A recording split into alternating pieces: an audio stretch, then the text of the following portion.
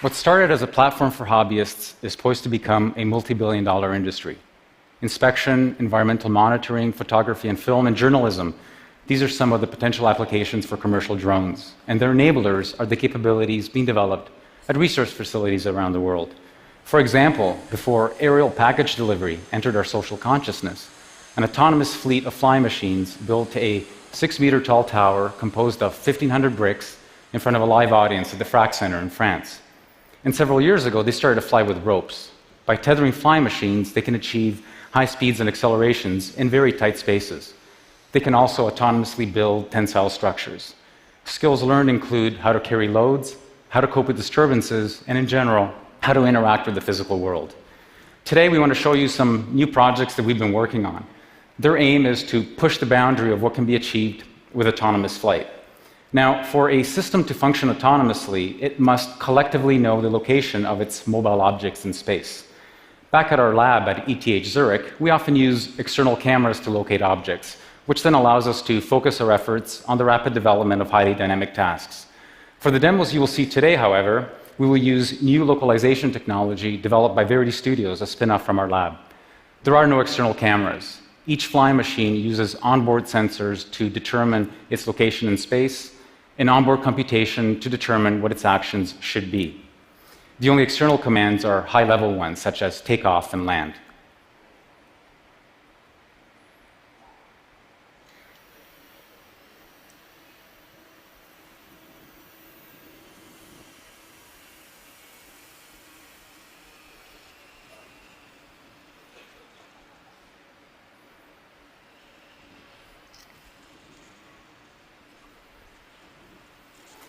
This is a so-called tail sitter.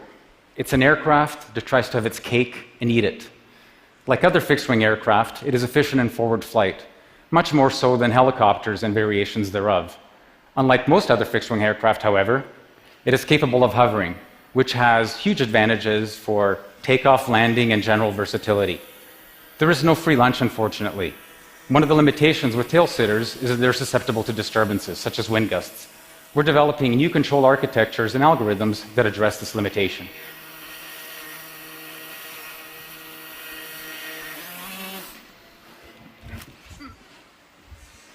The idea is for the aircraft to recover no matter what state it finds itself in.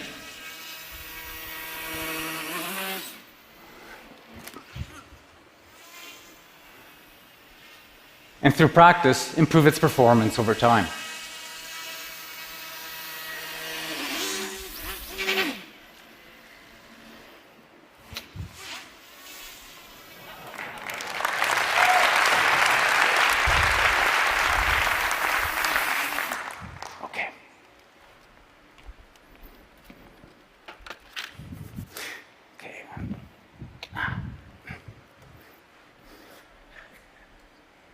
When doing research, we often ask ourselves fundamental, abstract questions that try to get at the heart of a matter. For example, one such question would be, what is the minimum number of moving parts needed for controlled flight? Now, there are practical reasons why you may want to know the answer to such a question. Helicopters, for example, are affectionately known as machines with 1,000 moving parts, all conspiring to do you bodily harm. It turns out that decades ago, skilled pilots were able to fly remote-controlled aircraft that had only 2 moving parts, a propeller and a tail rudder. We recently discovered that it could be done with just one. This is the monospinner, the world's mechanically simplest controllable flying machine, invented just a few months ago. It has only one moving part, a propeller. It has no flaps, no hinges, no ailerons, no other actuators, no other control surfaces, just a simple propeller. Even though it's mechanically simple, there's a lot going on in its little electronic brain to allow it to fly in a stable fashion and to move anywhere it wants in space. Even so, it doesn't yet have the sophisticated algorithms of the tail sitter, which means that in order to get it to fly, I have to throw it just right. And because the probability of me throwing it just right is very low, given everybody watching me, what we're going to do instead is show you a video that we shot last night.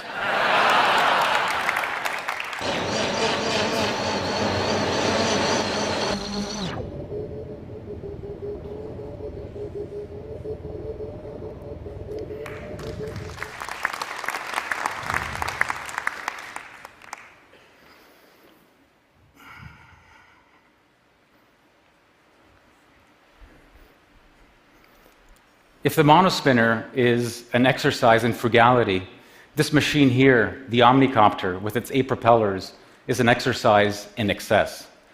What can you do with all this surplus? The thing to notice is that it is highly symmetric. As a result, it is ambivalent to orientation. This gives it an extraordinary capability. It can move anywhere it wants in space, irrespective of where it is facing and even of how it is rotating. It has its own complexities, mainly having to do with the interacting flows from its 8 propellers. Some of this can be modeled, while the rest can be learned on the fly. Let's take a look.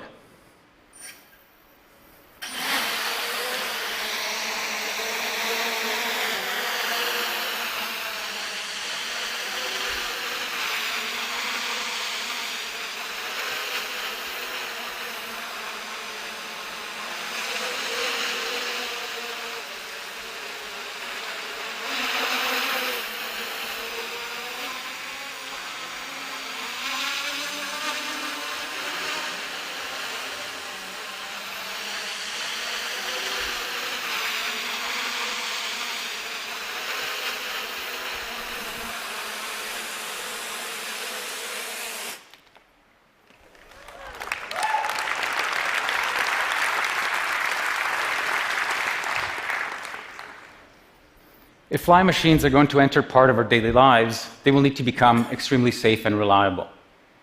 This machine over here is actually 2 separate 2-propeller flying machines.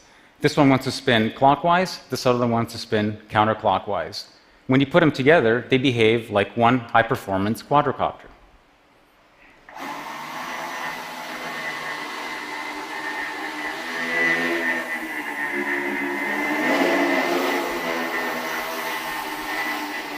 If anything goes wrong, however, a motor fails, a propeller fails, electronics, even a battery pack, the machine can still fly, albeit in a degraded fashion.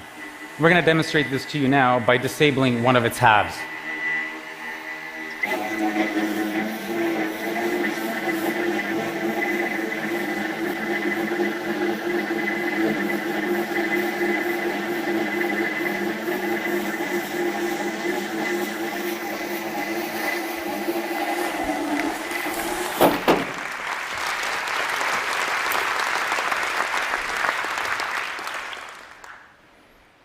This last demonstration is an exploration of synthetic swarms. The large number of autonomous, coordinated entities offers a new palette for aesthetic expression.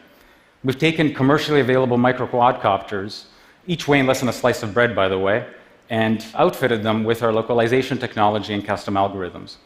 Because each unit knows where it is in space and is self-controlled, there is really no limit to their number.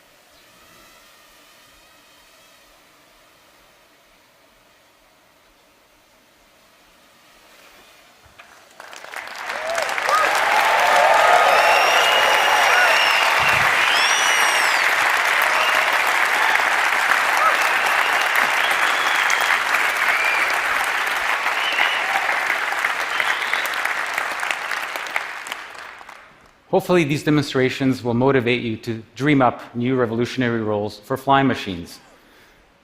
That ultra-safe one over there, for example, has aspirations to become a flying lampshade on Broadway. The reality is that it is difficult to predict the impact of nascent technology. And for folks like us, the real reward is the journey and the act of creation. It's a continual reminder of how wonderful and magical the universe we live in is, that it allows creative, clever creatures to sculpt it in such spectacular ways. The fact that this technology has such huge commercial and economic potential is just icing on the cake. Thank you.